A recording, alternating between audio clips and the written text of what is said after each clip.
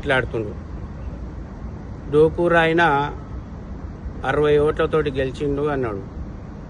ఈ డోకూరాయన 60 ఓట్లతోటి కాదన్నా 90 ఓట్లతోటి గెలిచిండు.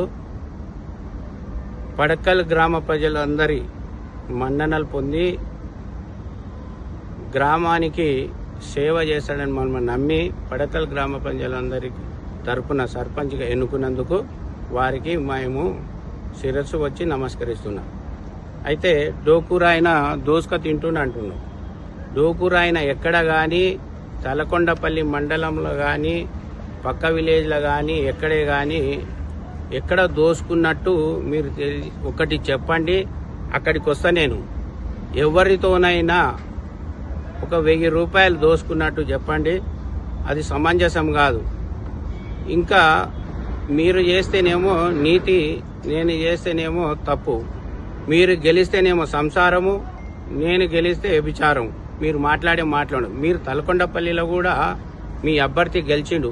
మీరందరూ తెలుసు, మీ ఫ్యామిలీలో ఉన్నట్టు మీరందరూ కలిసి సర్పంచ్ గురించి డబ్బులు ఇచ్చి, మీరు కూడా డబ్బులు ఇచ్చి గెలిచినట్టు ఊర్లో ఉన్న ప్రజలందరూ చెప్తున్నారు.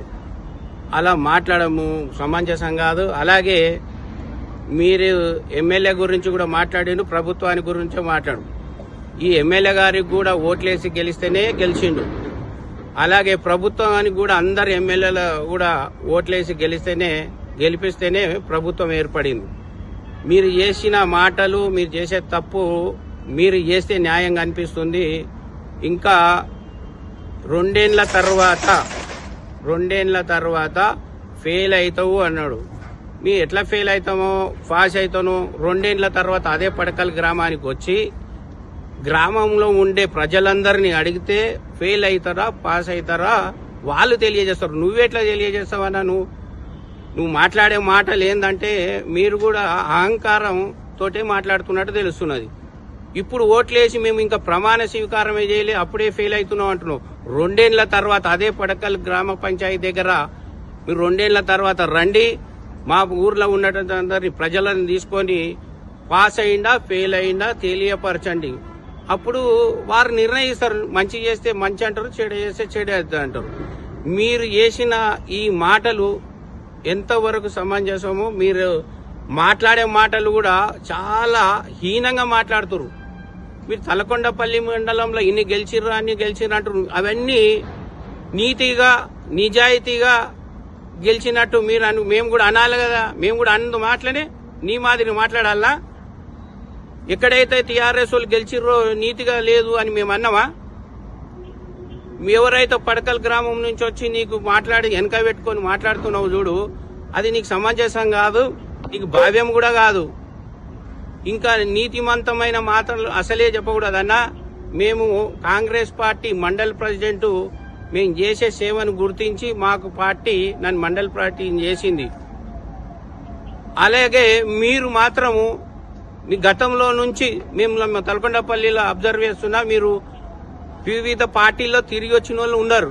నేను ఎక్కడ పోలే ఇప్పటి వరకు.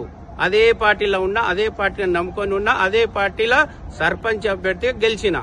ఇది ఇలా మాట్లాడము సమంజసం కాదని ఉప్ప వెంకటేశ్వర గారికి తెలియజేసుకుంటా. 2 ఏళ్ల తర్వాత డేట్ గుర్తుపెట్టుకో అన్న, పడకల్ గ్రామానికి గ్రామ పంచాయతీ దగ్గర రండి. 2 ఏళ్ల తర్వాత, బాగా మళ్ళీ చెప్తున్నా, 2 ఏళ్ల తర్వాత పడకల్ గ్రామ పంచాయతీకి రండి.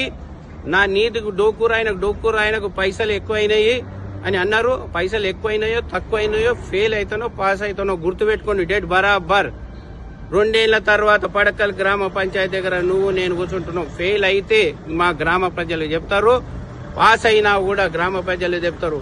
నేను గ్రామానికి మంచి చేయాలనే ఏకైక సంకల్పం నాది. నీకు నేను చెప్పేది ఏంటంటే, అనే ముందు ఏదైనా మాట్లాడే ముందు ఆశతూసి మాట్లాడండి. మీకు నోరుకి ఏదొస్తే అదే మాట్లాడుతున్నారు. అది సమంజసం కాదని ఉప్ప వెంకటేశ్వర గారికి విన్నవించుకుంటున్నాను.